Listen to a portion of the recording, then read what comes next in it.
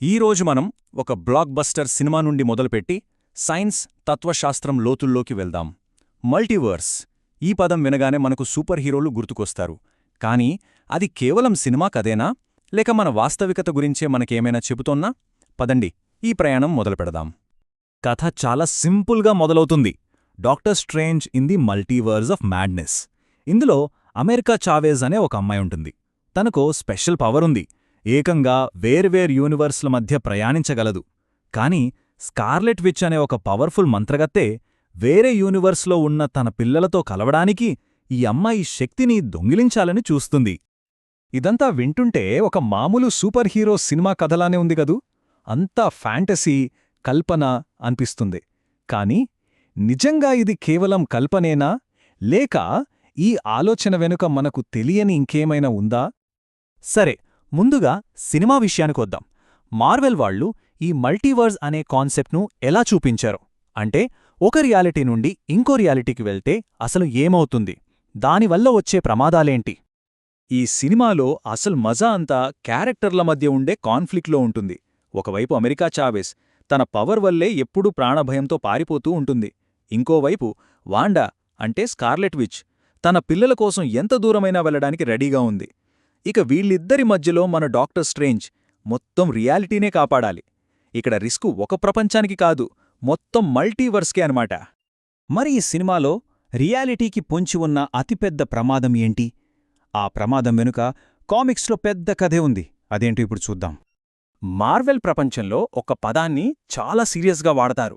అదే ఇన్కర్షన్. ఇదేదో చిన్న సమస్య కాదు. సింపుల్గా చెప్పాలంటే, రెండు యూనివర్సులు ఒకేసారి ఒకే చోట ఉండటానికి ప్రయత్నించినప్పుడు అవి ఢీకొంటాయి. ఫలితంగా రెండూ నాశనమైపోవచ్చు. మల్టీవర్స్లో ఇంతకంటే పెద్ద భయం ఇంకోటి లేదు. అయితే ఈ ఇన్కర్షన్ ఐడియా ఏదో సినిమా కోసం అప్పటికప్పుడు రాసింది కాదు. దీని మూలాలు 2012లో జొనాథన్ హిక్మెన్ రాసిన కామిక్స్లో ఉన్నాయి. ఆ కథలో ఇల్యూమినాటీ అనే ఒక టీం వాళ్ల యూనివర్స్ను కాపాడుకోవడానికి వేరే యూనివర్స్లను నాశనం చేయాలా వద్దా అని ఒక పెద్ద డైలమాలో పడతారు. చివరికి ఈ కథ అంతా సీక్రెట్ వార్స్ అనే ఒక భారీ ఈవెంట్కు దారితీసిందే. ఓకే, ఇప్పటిదాకా మనం సినిమాలు, కామిక్స్ గురించి మాట్లాడుకున్నాం. ఇప్పుడు కాసేపు ఆ ప్రపంచం నుండి బయటకొచ్చి అసలైన సైన్స్లోకి వెళ్దాం. థియరెటికల్ ఫిజిక్స్ ఏం చెబుతోంది?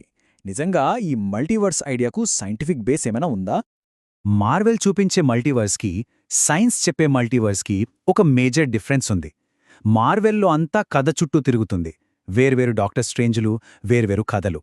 కాని ఫిజిక్స్లో మల్టీవర్స్ అనేది ఒక సమాధానం వెతికే ప్రయత్నం. మన యూనివర్స్ ఎందుకిలాగే ఉంది అనే ఒక పెద్ద ప్రశ్నకు ఇది ఒక పాసిబుల్ ఆన్సర్ అన్నమాట. అసలు ఈ మల్టీవర్స్ హైపోథెసిస్ అంటే ఏంటి? చాలా సింపుల్. మన యూనివర్స్ ఒక్కటే కాదని, దీనిలాంటివి లెక్కలేనన్ని యూనివర్సులు ఉండొచ్చని చెప్పే ఒక థియరీ.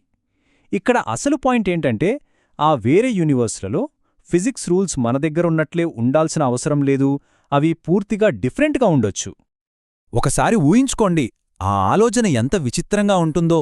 అంటే ఇంకో యూనివర్స్లో గ్రావిటీ విపరీతంగా ఉండొచ్చు, అంతా నుజ్జునుజ్జైపోవచ్చు. లేదా మరో యూనివర్స్లో లైట్ స్పీడ్ చాలా తక్కువగా ఉండొచ్చు. ఇలా లెక్కలేనన్ని అవకాశాలుంటాయి. అందుకే కొన్ని పెద్ద ప్రశ్నలకి సైంటిస్టులు దీన్నొక సమాధానంగా చూస్తున్నారు. అయితే ఈ మల్టీవర్స్ ఐడియాను అందరూ ఒప్పుకోరు.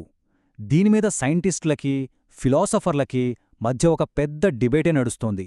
ఇది నిజంగా సైన్సా, లేకపోతే మన ఊహ మాత్రమేనా? ఆ డిబేట్కి కారణం ఒక పెద్ద ప్రశ్న.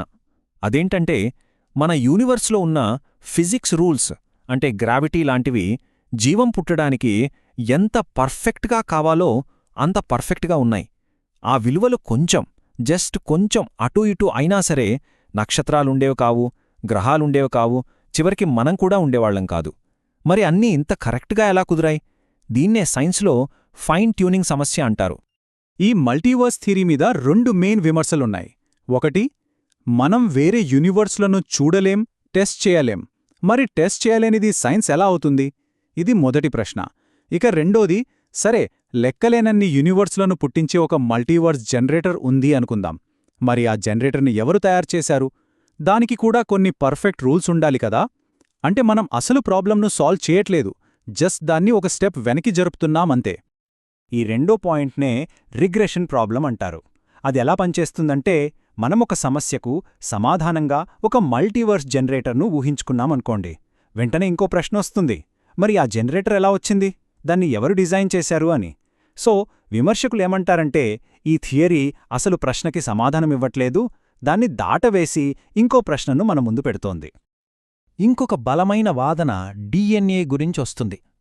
డిఎన్ఏ అంటే అది కేవలం కెమికల్స్ కలయిక కాదు, అదొక సంక్లిష్టమైన కోడు, ఒక లాంగ్వేజ్ లాంటిది.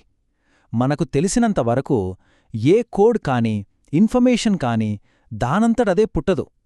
దాని వెనుక ఒక మైండ్, అంటే ఒక ఇంటెలిజెన్స్ ఉండాలి.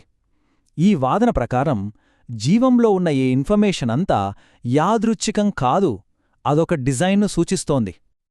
ఓకే, ఇప్పటిదాకా మనం సినిమా, సైన్స్, ఫిలాసఫీ ఇలా చాలా విషయాలు మాట్లాడుకున్నాం. ఇప్పుడు వీటన్నిటినీ కలిపి చూద్దాం. అసలు ఈ మల్టీవర్స్ ఐడియా మనకేం చెబుతోంది? ఇదంతా ఎందుకు ముఖ్యం? చూశారు కదా, మల్టీవర్స్కు 3 వేర్వేరు కోణాలున్నాయి. సినిమాల్లో అదొక అద్భుతమైన కథ చెప్పే సాధనం.